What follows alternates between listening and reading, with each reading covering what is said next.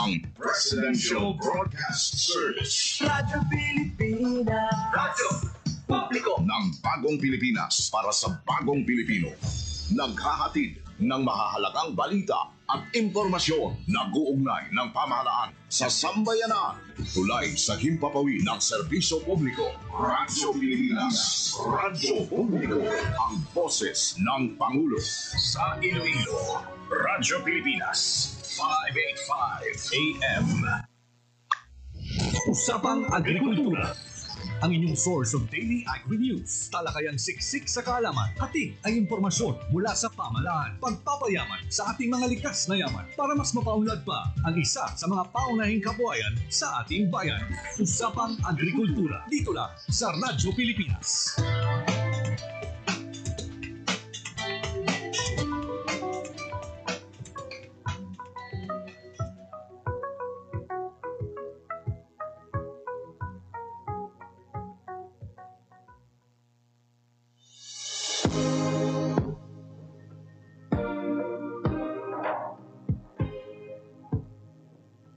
Sprang from a dream to restore the livelihood gravely hit by Super Typhoon Yolanda in 2013, Tabok Fisherfolks Association, or TAFA, came about equally carrying a burning commitment to work up their way to recovery.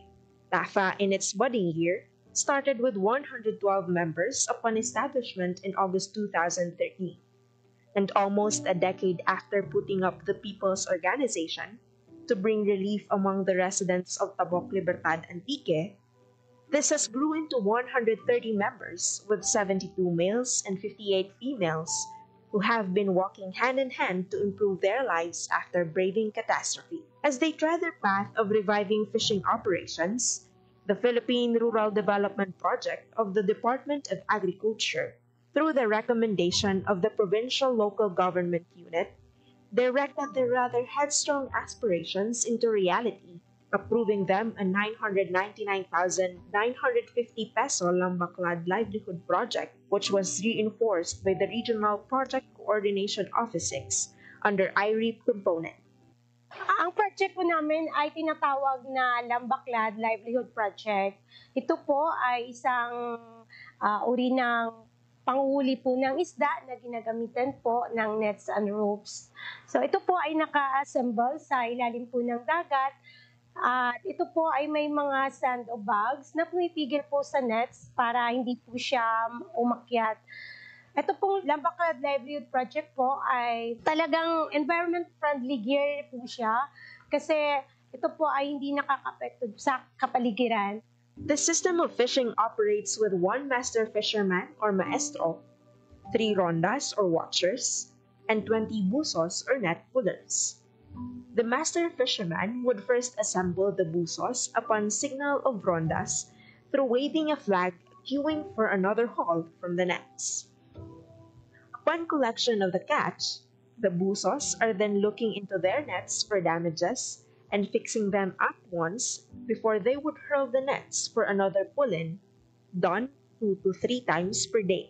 On the pursuit of reviving their daily source of income, the association observes a number of best practices, upholding their unifying goal to increase the income of the members by at least 59% annually, from 30,000 pesos to 47,834.11 centavos. Provide employment to at least 30 persons in the locality, and increase membership by 5% annually. On top of their initiatives are best practices.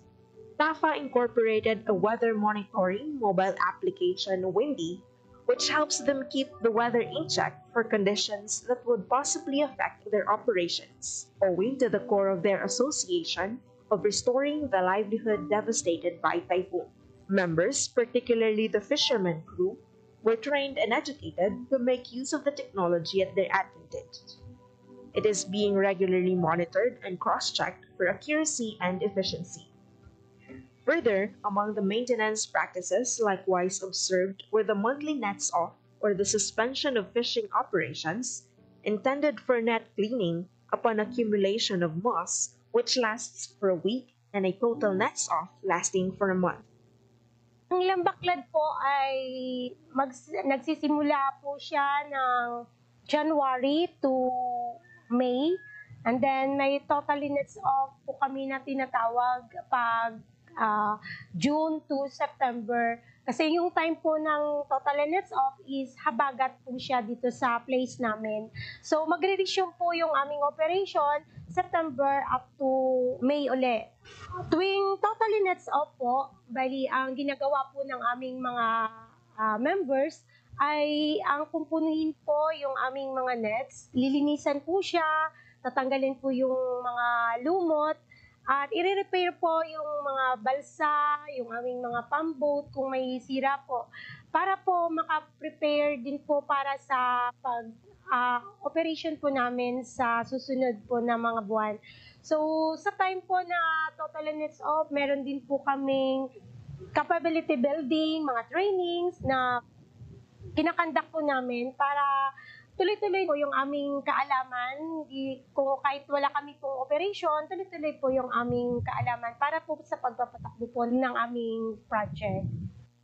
Now clocking to its 10th cycle of operation, the Lambaklad Livelihood Project has shown continued increase in sales since 2018, having 6,718.61 kilograms of fish catch, which translates to 506,084 pesos recorded sales in its first year, and 8,952.70 kilograms of fish catch, translating to 995,221 pesos in 2019, and 9,971.85 kilograms of fish catch, which translates to 1,138,652 pesos in 2020, and 11,485.45 kilograms of fish catch, translating to 1,579,948 pesos in 2021, and 33,340.30 kilograms of fish catch, which translates to 4,380,256 pesos in 2022, respectively. Being an established organization, the profit-sharing scheme is being employed with the association, firstly compensating the rondas on duty for the day with 10% from the gross sales, whereas a weekly 30% are utilized for the fisherman crew and the remaining 60% for the association share. With TAFA's civil society organization accreditation, various grants from the regular programs of the Department of Agriculture came their way and have been an additional income-generating activity among its members. Few of these are trading capital assistance amounting to 332,100 pesos under the DA Ahmad 6 various support to enterprises, supplementing the trading capital for fish buying and selling activity of TAFA last November 5, 2021. Kung total units off po, wala po kaming Lambaklad operation, so wala po kaming income. Meron naman po kaming alternate sa isa naming project na tinatawag po na Talipapa. Ang TAFA Talipapa po ay binigay din po sa amin ng regular fund ng DA na ginamit po namin para sa pagbili po ng mga isda, gulay, manok, mga karne sa mga local farmers po namin dito sa aming barangay. Yung purpose po talaga niyan is para makatulong din po sa aming mga local farmers na mabili po ang kanilang mga produkto. Nakakatulong din po yung aming Talipapa project para po sa community po namin kasi medyo malayo po kasi yung place ng bayan po namin na pumunta pa sila doon para bumili po ng kanilang mga kailangan sa kanilang mga bahay. Dahil meron na po kaming Talipapa, usually dito po talaga bumibili, lalo na po yung mga members po namin. Tanatangkilik po talaga at ng mga kalapit po namin ng mga barangay. This is coupled with the enhanced kadiwa ni Ani at Kita financial grant assistance under Type B category or logistical support, amounting to 1 million pesos for the procurement of their own delivery truck to address the challenges in delivering their product to the market due to frequent lockdowns during pandemic. And in 2023, another enhanced Kadiwa grant amounting to 1,500,000 pesos for the procurement of equipment, Materials and labor for the expansion and operations of Lambaclad Enterprise is underway. With the expected expansion of the enterprise, it aims to employ another 20 fishermen and would open employment among the residents of Libertad Antique. Notably, as the association eyes for sustainable livelihood, they allocated 40% of their income as contingency fund, as maintenance of their fishing equipment, and as allocation for the planned expansion of the livelihood project. Para po sa aming contingency plan, meron po kaming nakalaan po na 40% mula po sa aming gross sales. Ito po ay tinatabi po talaga namin para po may magamit po kami sa maintenance po ng aming Lambaclad project. So ito rin po ay gagamitin po namin kung sakaling magkakaroon na po kami ng time na kami ng expansion para sa isa pong unit ng aming Lambaclad. Born from a steadfast desire to recover from the damages brought by Super Typhoon Yolanda, the Life of Antique.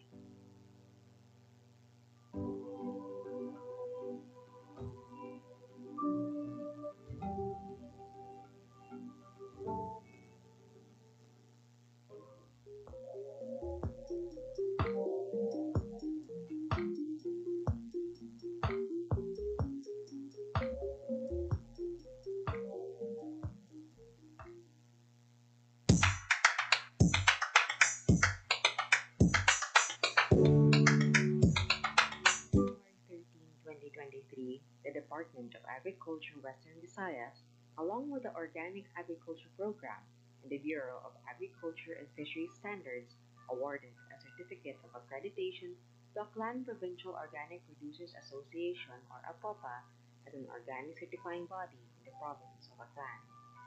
Being accredited under the Participatory Guarantee System, the APOPA performs necessary inspection as a legal entity of BA Bureau of Agriculture Standards. On behalf of the agency, APOPA's core group is responsible to verify that a product being sold or labeled is organic. Magandang umaga. Ako nga pala po si Angel Reyes III. Ako po ay farmer at ako ay ang may-ari po ng Granada Verde Farm nandito po sa Batanaclan. Maraming pumasok na mga oportunidad at mga benepisyo sa hindi lang sa akin pero sa mga kasamahan ko dahil nga sa aming pagpursige sa Participatory Guarantee System. Tumulong talaga na mabigyan kami ng financial assistance. Maliban rin po doon, maraming mga programa na itinaan po sa aming grupo. Mas nagkaroon kami ng lakas na loob na makapadiretso sa aming mga kliyente at sabihin na totoo po kaming organiko. Sa mga kasamahan ko ng mga magsasaka, totoo na mahirap talaga ang farming pero sa umpisa lang yan. Marami na po tayong mga teknolohiya at mga learning na pwedeng maibago natin ang mga lumang tradisyon ng pagsasaka. Pwede mong pagnegosyo ng farming. Lalo na sa organic na pamamaraan na kung saan maliit lang ang iyong ginagastos. Kailangan lang natin makapag-connect at makipag-communicate sa ating Department of Agriculture. In the municipality of Aklan, the APOPA core group certified 2 women organic practitioners who both engage in organic chicken production. Magandang umaga, ako si Abigail Navarra from Pulo Katibanga, Aklan. Malaking tulong po yung nabigay ng APOPA sa amin dahil po nakatulong sa aming pamilya, sa self ko at sa environment ko. Malaking tulong po yung ibigay namin po. Bihira lang ngayon ang mga kabataan na nagpa-farming dahil yung income daw ay mababa lang. Doon ka sa field, nainitan, parang ayaw na humawak ng mga lupa dahil madumi daw. Hindi nila alam na doon yung malaking kita sa pagpa-farming. Dahil pag sa farming ka is hawak mo yung oras mo, wala kang amo na nag-uutos sa'yo. Farming is dyan, enjoy ka, malaki yung kita mo. At sa mga kabataan, sana po ay mag-engage ng pagpa-farming dahil po tayo po ang pag-asa ng bayan dahil po yung mga farming sa ngayon ay matatanda na at tayo ay susunod na magiging magsasaka. Magandang araw sa lahat. Ako si Maricel Barrera Buko. So, sa tulong po ng programa ng DA, malaki pong tulong sa amin bilang magsasaka when it comes to our resources like mga materials po, mga net, mga bamboo, mga nipahat. Malaking tulong po sa amin yung bilang magsasaka at lalong-lalo na po yung incubator na mas mapabilis namin maparami yung aming mga manok.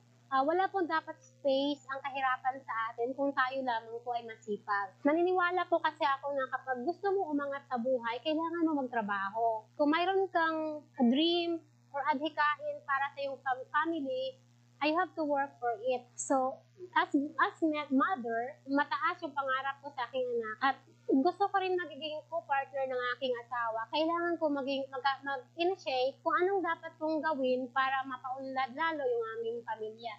So, sa pamamagitan po ng farming, gusto ko rin pong mag-inspire sa ibang mga nanay na kung saan gusto nyo makatulong sa inyong asawa, gusto nyo maangat ang iyong antas ng iyong pamumuhay, gusto nyo mapatapos ang iyong anak sa pag-aaral, kailangan nyo rin pong gumalaw. Ang aking pong mensahe sa DA family ay taos-puso po kaming nagpapasalamat sa inyong suporta sa kaming mga maliliit na magsasaka.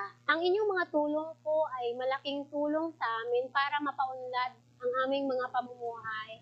At sana po ay marami pa po kayong matulungan kasi ang inyo pong programa ay napakaganda. Mula po sa akin personally ay nagpapasalamat po ako sa inyong tulong. The increase of women and youth engagement in the field of agriculture is apparent, with a strong intervention of the agency to strengthen the value chain of the food system. Young women highlighted employment opportunities, increase in income, developed skills in organic farming, and overall resilience. Organic farming for Rosanna is not only her source of livelihood, but a way of living at its best. Certified PGS in Batan Aklan, her integrated farm caters to the nearby resorts and hotels in Boracay Island. Hi, hello. Ako po si Rose Ann Bautista. Salamat sa DA, sa ATI, kasi yung mga trainings kung paano gawin, yung mga, halimbawa yung mushroom, yung free-range chicken, actually native na chicken, pero yung sa akin kasi is free-range. Sa trainings, talagang madaming opportunities na lumapit. Sa trainings, sa connections, nakikita ko yung mga mas magagaling pa kasi matagal na sila sa farming. So yung knowledge nila, nakukuha ko rin. So dina-download sa amin ng mga bago. Yun yung mga opportunities na hindi makukuha ng iba kung hindi kasama sa grupo. So ang receive ko sa DA is yung for drip irrigation. Ang drip irrigation kasi malaking tulong sa amin para lang din na ma-shift ko yung workers, yung trabaho nila, na makagawa ng mas importanteng trabaho outside doon sa pag-i-irrigate lang ng mga plots. So very thankful naman talaga ako sa DA kasi ang laki ng naitulong nila sa materials. In connection na rin sa natatanggap ko sa DA, talagang magpapasalamat ako sa ATI, sa lahat ng trainings na na-receive namin. So, in-encourage ko rin yung mga farmers or yung balak maging farmers sa huli na mahirap siya. Mahirap yung pagiging farmer, especially kung baguhan ka, wala kang idea. Pero pagka nandito ka na, may passion ka sa pagtatanim, may passion ka rin sa pagtulong sa kapwa mo. Kasi once you are an enterprise, once you have a farm like this, makakatulong ka sa community mo in terms dun sa opportunity na nakikreate mo. To be PGS certified organic farmer is an arduous task. Nevertheless, APAPA is greatly honored to be the first group in Western Visayas to complete the endeavor. Forming the group of organic practitioners brought them together in coming up with one goal, which is to become a certified producers, marketers, and develop healthy products that is visible to a bigger market.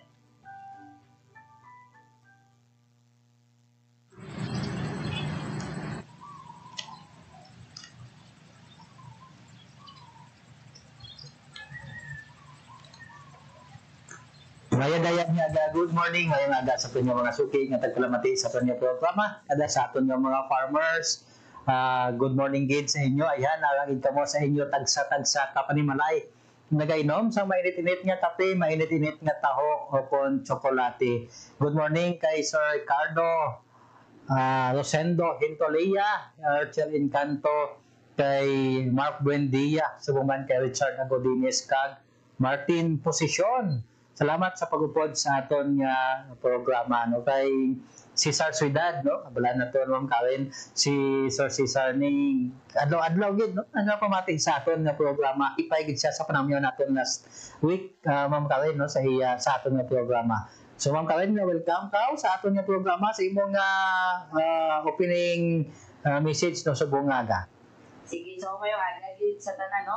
Ginatabi ako ng mga kaugdanan from the RISE program. No, and then sa aton nga mapisan, no, Gwapon. Yes, Sir Ryan Rasgo. As well as aton report officer, Sir Reyno, no? Sir Ian Calibara, Sir Elmer, and of course, ang pinakamatakuman sa RISE program, Ma'am Joey Gimaray, no? Yes, Upod mo na, mga upod sa mga provincial offices nga na-assign, no? Mayong agad sa inyo tanan. And of course, ang aton nga mga farmers, no? Nga padayon, no? Nga pang-arado na subong sang ilang mga talamnan, no? May ara nga naga-prepare na sang ilang mga sabudan na, no? Nang mangin bantay lang sa sa trend sa aton nga lakat ng panahon, no? Actually wala sang forecast nga lawig sang init o kon dugay man nga ulan. So manami subong sang forecast ang aton nga tiyempo. So kalitan naton samtang manami pa ang lakat sang aton nga panyempo. Yes, thank you gid Ma'am Karen, no? Good morning gali sa aton nga Regional Executive Director Dennis Arpia. Pagduhan naton ka maambong kawapisan nga Regional Technical Directors, Director Sarlina Coelho and Director Maria Teresa Solis, no. Sa aton Provincial Agriculturist, no, Dr. Eldefonso Dodong Toledo, tag City Agriculturist, no, Sir Inigo Galing Galaw, mayadayan gid nga gamam Karen, recap pa kita sa aton nga na-discuss, no, kang nagligad nga semana. Okay, sige, no? So, na-mention natin to, explain natin, no, kung ano ang aton nga overview about the Masagana RISE program, no? As well as ang effect sa make sure naton, nawalaan naton kung na-intindihan nila kag na-internalize nila ang Masagana RISE Industry Development Program, Ma'am Karen, no? At the same time, padayon ang aton nga pagpangagda sa aton nga mga farmers. Sige ang pagulan-ulan subong, start, no? Damo na naka-start sa pagbungkag, pagland prep sa hilag sa tagsa katalamnan, no? Istoryahan mo naton karon dugay-dugay Ma'am Karen. At the same time, no, ang aton nga mga inbreed quality seeds, no, kag hybrid seeds, no, ara naman sa aton nga mga local government units. Kag ginapanongdom namon, no, upod sa RISE program, permi naton ginaliwat-liwat sa aton nga programa. Nga kinahanglan i-update kid naton ang aton nga registration sa RSBSA, no, Registry System for Basic Sector in Agriculture, no. Hindi kita magkalipat nga magbisita, maghapit sa opisina sa Municipal Agriculture o kung mag-text, mag-hi hello, no, sa aton nga mga gwapahon kag gwapohon nga agricultural extension workers, no, sa aton nga mga kabanwahanan. Although nga nagalibot-libot sila Ma'am Karen, no, sa mga kabarangayan, mas maayo gid nga ma-connect naton kag ma-renew naton ang aton relasyon sa ila. Bisan paagi lang sa haylo sa text, amo ina ka importante ang ginatawag naton nga relasyon, no, sa aton nga mga agricultural extensions, no. Kung nambal kanini nila Ma'am Karen, magsiling ka nga kadto ka sa barangay, no, you eat with the farmer, no, you go with the farmer, no. Dapat amiguhon naton ang mangunguma para nga epektibo kita nga tagadala sa teknolohiya sa ilan. Gina-encourage kita sa aton nga director, ang kinanan climate resilient kag science-based technologies ang aton nga iga-impart, no, sa aton nga mga farmers, no. Last week na-discuss mo nato Ma'am Karen ano ang epekto sa Masagana RISE Industry Development Program.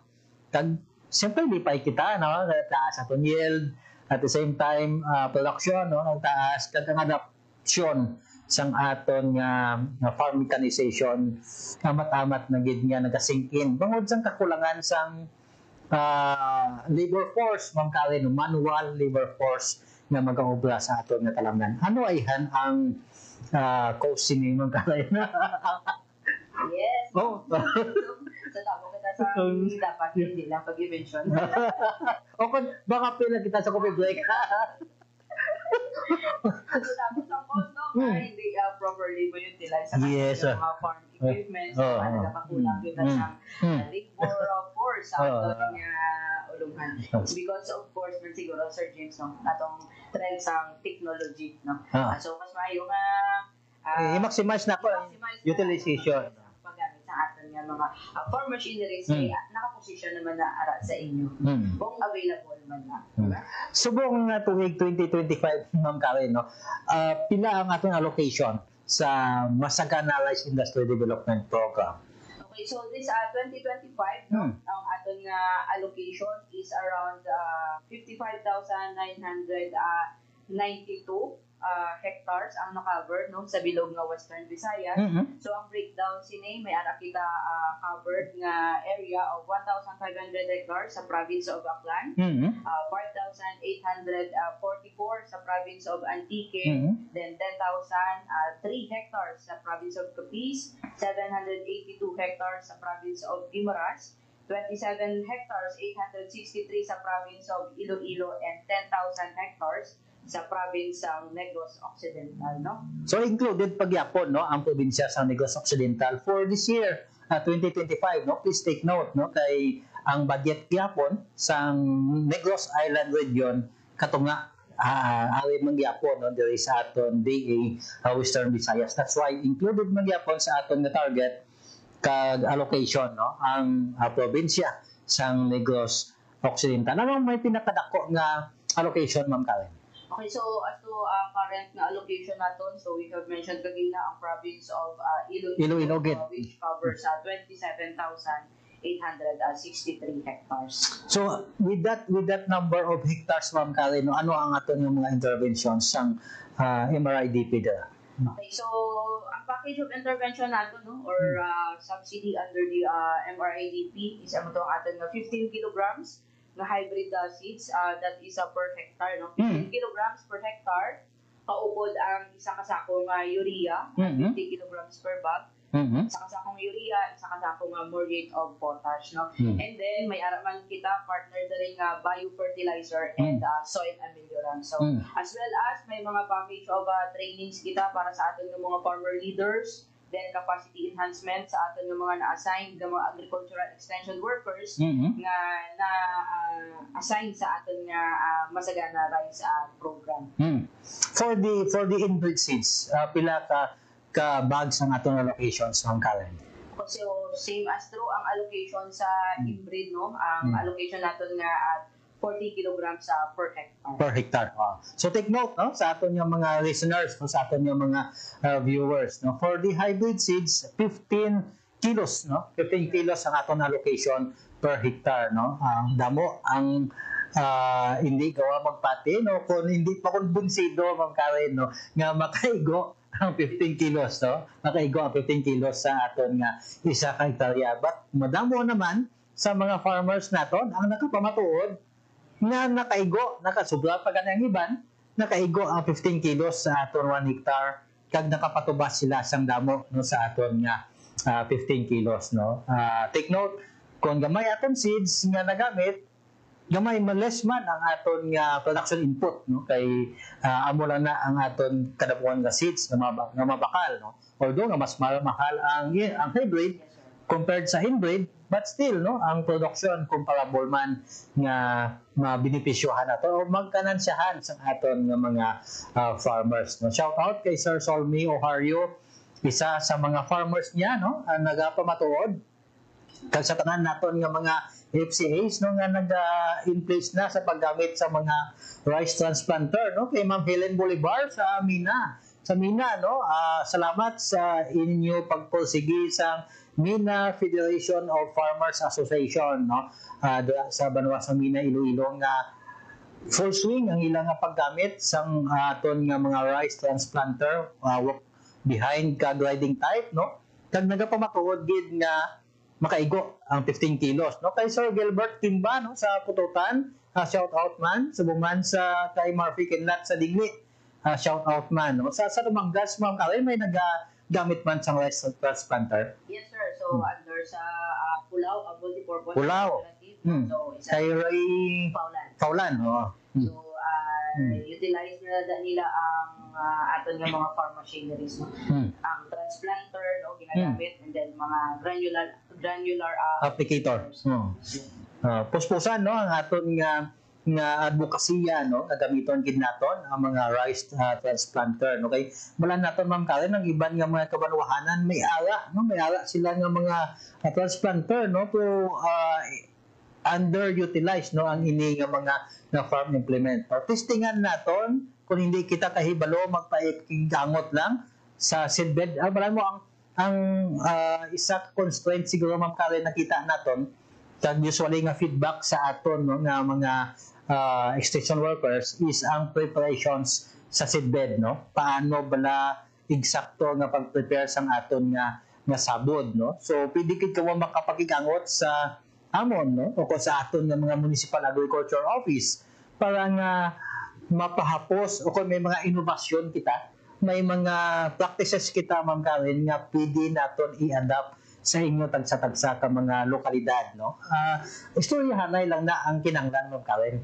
Yes sir no. So pwede gid gyapon yung approach man ang aton nga mga assigned nga mga cluster coordinator yes. LGU no kasi may mga underutilized nga mga tonable Sir James mga machineries no. So may mga trainings kita pa nga naka-align dira para sa aton nga farm machine operation man no. So that will be starting siguro months ang June ma-start ang aton nga training. So but may ara nga gusto magpa-train kung paano gamiton seedbed as to ang utilization sa aton nga transplanter. So sulat or inform nyo ang aton nga mga assigned na cluster coordinators. Nasambit mo kay na Ma'am Karen no nga one of the activities no nga ginapatigayon naton sa Masagana Rice Industry Development Program amo ang pagcapacitate naton sa aton nga mga agricultural extension workers kag local farmer technicians, mga farmer leaders naton. Ano ini nga capacitation nga activity naton Ma'am Karen? Okay, so as the activities sa aton nga MRIDP no. So may ara kita nga mga target training para sa aton nga mga farmer leaders.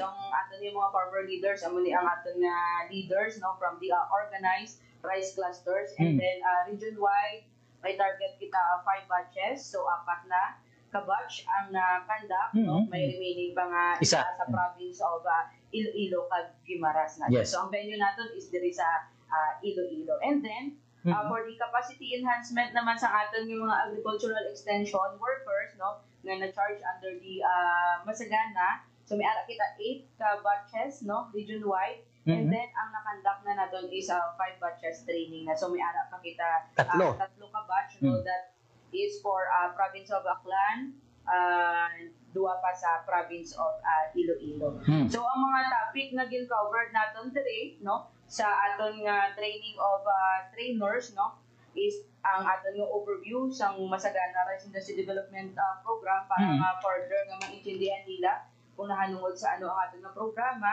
Then ang introduction no naton sa aton nga morphology sa aton nga rice. And then ang growth stages as well as naghatag kita sang slots no para sa orientation no on the seedling preparation. Then ang aton nga mga private companies in-invite man naton to talk no about their product halin sa seeds as to orientation kung paano gamiton ang biofertilizer kag ang mga soil ameliorant. So we-equip man naton ang aton nga mga farmer leaders with regards to pests and diseases, no major rice pests and diseases. Paano ni siya kilalahon kag paano ni siya taknaon. As well as introduce man naton ang mga biological control agents no through sa aton nga RCPC nga mga staff nga nag-upod sa aton. Kag importante kay sa tanan Ma'am Karen no. Tudloan naton sila no paano sila magsulat sang love letter. Love letter, no? Letter of intent, communication letters, presentation skills, no? Yes, sir. So, included na siya no, sa aton nga 5-day training sa TOT. And of course, ang aton nga taga-soils, no, laboratory, no, i-include man natin ang topic on the nutrient management, no? So, in-invite man natin ang taga-soils lab, no, para nga mag-introduce sa STK, no, para magkuha sang soil sample.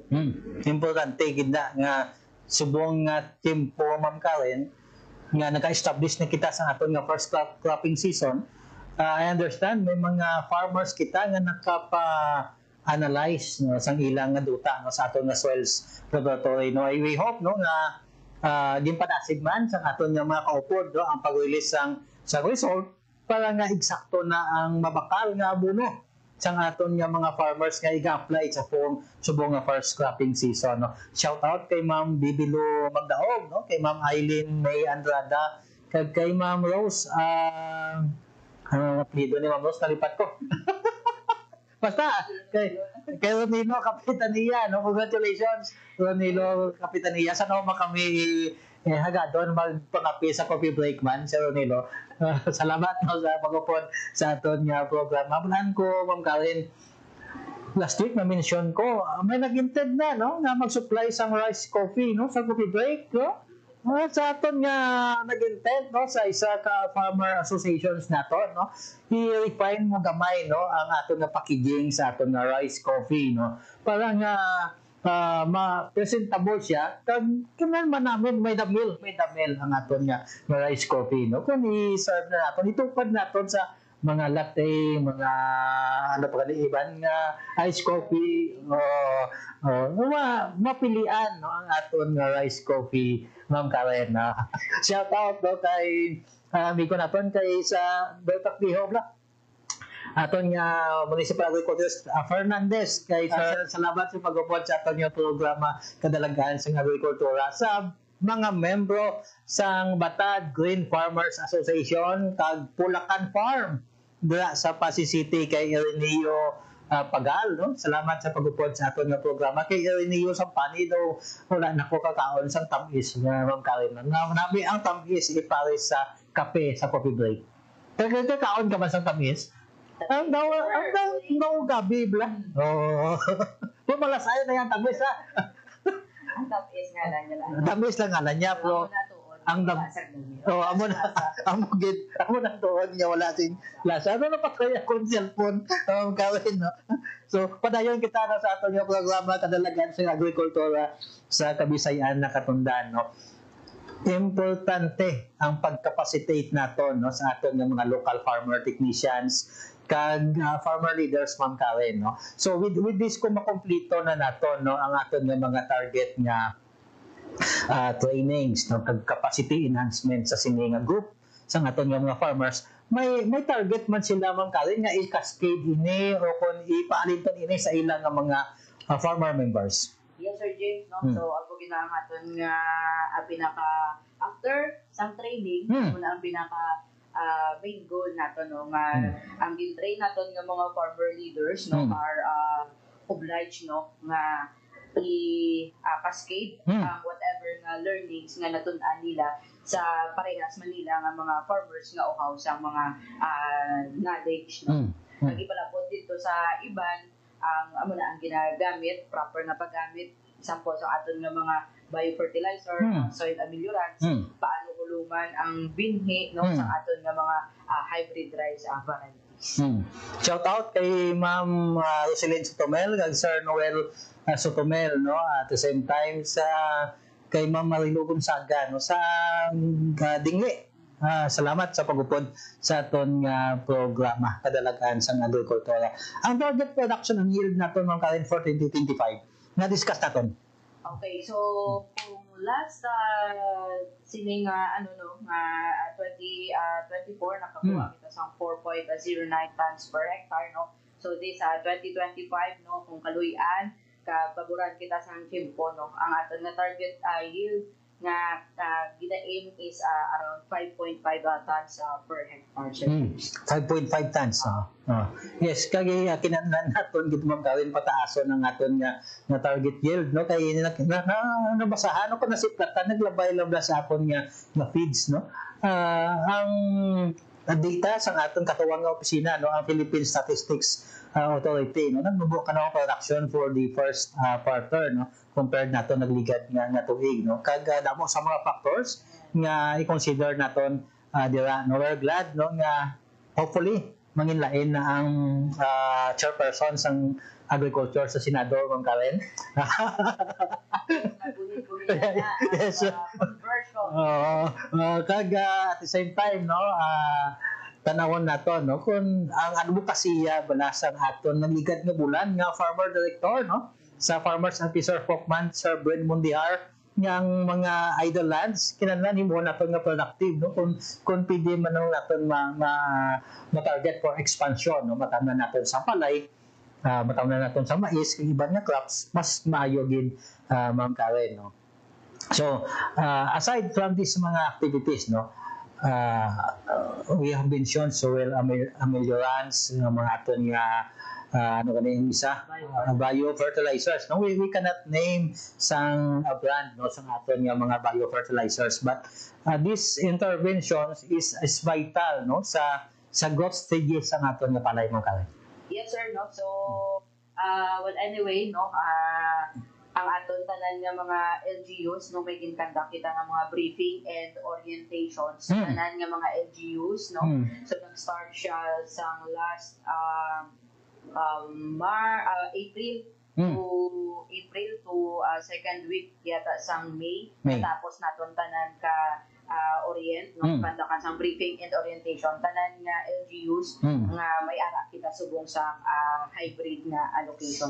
So dito sa briefing and orientation no ang aton nga mga partner nga taga private companies sila ang naghatag sang ways kung paano i-utilize sa aton nga mga farmer beneficiary Sir James. Shout out no sa mga private partners naton.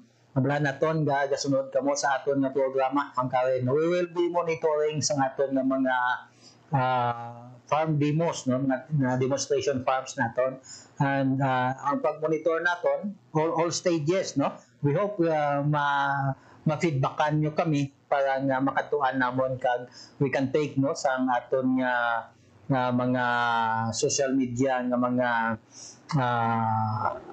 reels no o kung photo captions no para nga ma-encourage pagid nato ng iban nga mga farmers to go into hybridized farming no so please coordinate no sa aton nga opisina. Ma'am Karen daw ginakulabos na kita sa aton tinion no subong pagbanglagad naton subong banahan ko Ma'am Karen damo kapatani i-discuss no we'll be having you sa masunod naton nga mga episodes to discuss further no sang in detail kung ano gid bala ang naundan sa Masagana Rice Industry Development Program. Ang imong mensahe Ma'am Karen subong adlaw sa aton nga programa.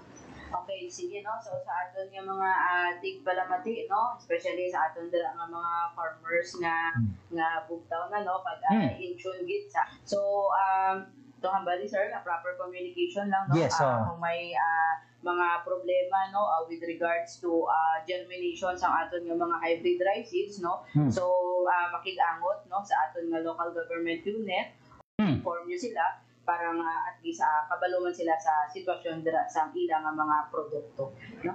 Yes, Ma'am Karen no kag sa aton nga mga bantay pest brigade no kung may ma-monitor kamo nga infestation sa inyong area of responsibility no please coordinate gilayon sa Regional Crop Protection Center no kay Ma'am Che Tyson no para nga ma-actionan naton kag makantuhan ang area no wala na kita sing panahon sa atong programa kaupod kay Ma'am Karen May Hipolito no kag sa ngalan sa ato Regional Executive Director Dines Arpia kag duha naton ka maambong kag mapisan nga Regional Technical Director Sarlina Coelho and Director Maria Teresa Solis. Ako inyo kasubong nga mangunguma James Ugatis nagatamyaw sa inyo. Good morning mayong aga mayadayag nga aga sa inyo nga tanan. Raising livestock is a demanding but rewarding way of life. From the quiet hours of dawn to the bustling activity on the market, every step requires dedication and skill. Today, we take a closer look at the journey of hardworking farmers as they tend to their animals and bring them to the Leon Livestock Auction Market. As early as 12 a.m., Manong Edwin wakes up and ready to begin his day. He carefully prepares his livestock for transport, ensuring they are in the best condition for the auction market. By 1 a.m., he and his team pull their stocks, making their way to the Livestock Auction Market, or LOM.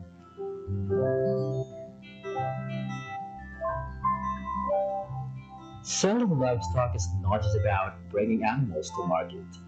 It's about careful selection and preparation to get the best price possible. Sellers and buyers start arriving, eager to engage in the bustling trade.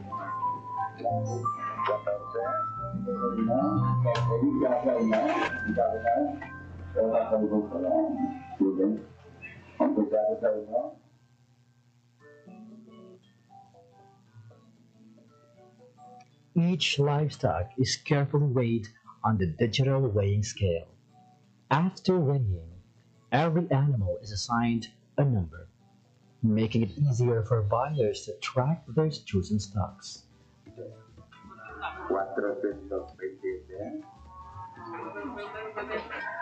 Pag-abot isang baboy, before siya ikiluhon, gina-check anay ang iyang barangay certification.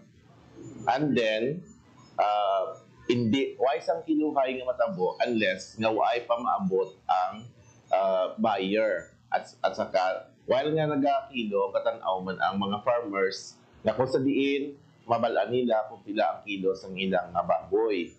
After that, ang aton nga buyer makuha siya sang cash tickets o kung ang weighing slip nga sa diin dira ma-indicate ang kilo sang iyang baboy para nga i-presentar sang tag-iya sa buyer nga amo na ang kilo sang iyang baboy para nga ibayaran. The livestock class and weight are recorded for transparency and accuracy.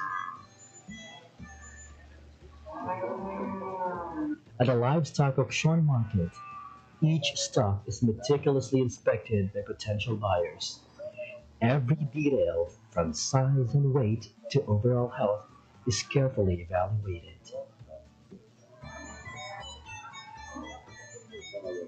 As the bidding process unfolds, buyers compete for the best livestock. In the end, the highest bidder secures the stock, ensuring a fair and competitive marketplace. Ang advantage kid ma'am kay man sang before ang mga baboy yawan kami ka pangita kang amon nga nga kung sinoong mabakal usually ga sa tinda lang ang dalaganan kano mo gadlagan ang tagiya sa market then ipa sa manog iyaw. Unlike subong kung may auction market may mga buyer kita halin sa sagwa sa mga city pag sa ibang pang lugar nga nagakadto diri. So hapos lang gid ang hapos lang gid ang pagbaligya sang baboy ka mga tao diri sa Leon, usually mga member. Ang LEPA kagang mga member ya nagapasalamat gid sa LOM kay man naging matawhay, naging mahapos sa amon kung paano namon ibaligya ang amon mga baboy kagang presyo hindi kami mapirdi kang presyo sa pagbaligya ka baboy. Kay man sa una, ang baligyaan ay pamata lang, tapos kisa hindi pa sigurado ang kumpila kiloya. So, kung sumahon mo kisa sa may kapital mo ngagin, isa perde ka pa. Unlike may loan, makakita ka mga buyer nga alin sa gwa, kag hindi masyado mag-stagnant amon baboy dire sa Leon. Kay siyempre may mga buyer kita kay kung ang tinda lang hindi man kasarangit kung kay sa pagkadamo ka agresya diri sa Leon. A long-standing tradition of livestock trading thrives in Leon, Iloilo. Established in 1978, the once named as Carabawan has evolved into a vital economic hub, the Leon Livestock Auction Market, supporting farmers, traders, and the local government. From January to July 2024, the Leon Livestock Auction Market recorded a total transaction value of 177,740,900 pesos. The highest revenue came from hogs, contributing 78.1 million pesos, followed by cattle at 62.2 million pesos, and carabao at 33.6 million pesos. This continuous economic activity highlights the market's vital role in sustaining local livelihoods and regional agricultural growth.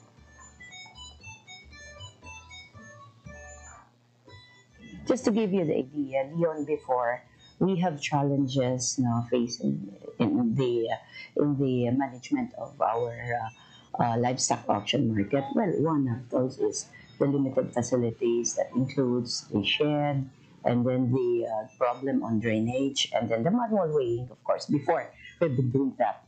And also, the limited access of the traders because of lack of promotion.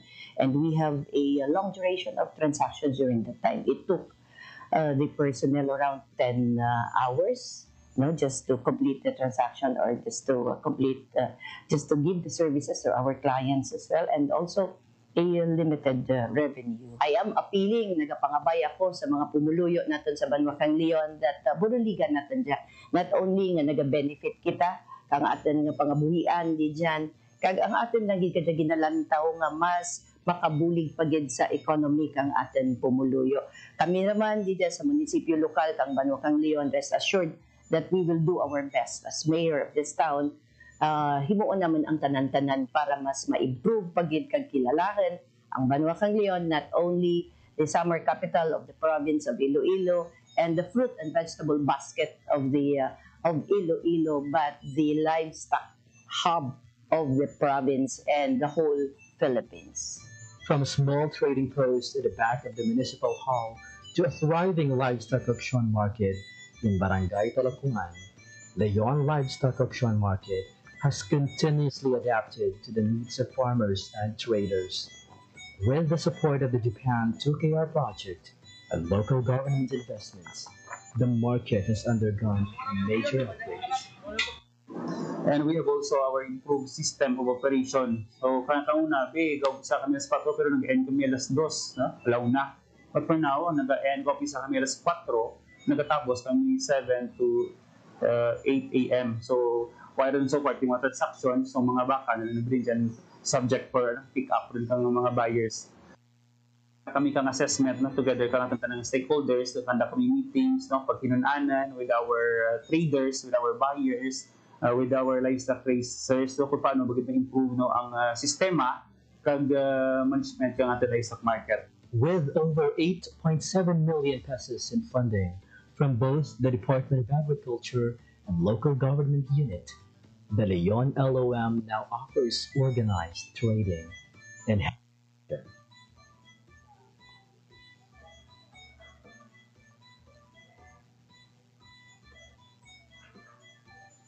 salamat sa mga CDA, sa MAU, sa mga personnel dyan, na kung ano may problema sa baka, kung masakit, kung purgaan, kag anong problema naman niya, daw na tawan na ti-aksyon, kag suportado man da. Kung problema, ang amo niya kani nga dapat nga isa pa pirma naman, agto po munisipyo para sa pulis, pitlaga may aday pulis ni kantor diyan naman kay para biyay for shipment available so para okay why problema yun naman diyan baka ang tao sige man gapon nga balik ka. As the Leon Livestock Auction Market continues to grow, it remains a pillar of economic resilience and agricultural progress in Iloilo. Through collaboration, modernization, and the commitment to sustainable farming, it serves as an inspiring model for other communities in the country.